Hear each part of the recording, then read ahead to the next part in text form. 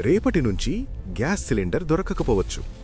ఇది మీ దగ్గర సమస్య కాదు, ప్రపంచంలో జరుగుతున్న యుద్ధం ప్రభావం.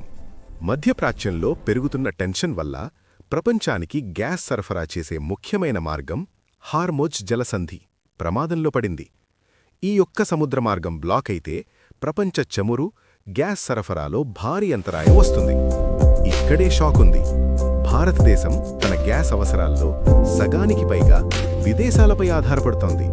అంటే అక్కడ సమస్య వస్తే మనింట్లో స్టవ్ ఆగిపోతుంది. ఇంకా ఒక పెద్ద సమస్య, గ్యాస్ దొరకదేమోనన్న భయంతో ప్రజలు భారీగా బుకింగ్ చేస్తున్నారు. డిమాండ్ ఒక్కసారిగా పెరిగి సరఫరా కూలిపోతోంది. అదే సమయంలో కొందరు ఈ పరిస్థితిని ఉపయోగించుకొని గ్యాస్ సిలిండర్లను దాచిపెట్టి బ్లాక్ మార్కెట్లో అమ్ముతున్నారు. ఇది కేవలం కొరత కాదు, ఇది మన దేశం ఎంతగా ఇతర దేశాలపై ఆధారపడుతుందో చూపిస్తున్న సిగ్నల్. ప్రశ్న ఒకటే, ఇలాంటి పరిస్థితి కొనసాగితే మన దేశం దీన్ని ఎలా ఎదుర్కొంటుంది?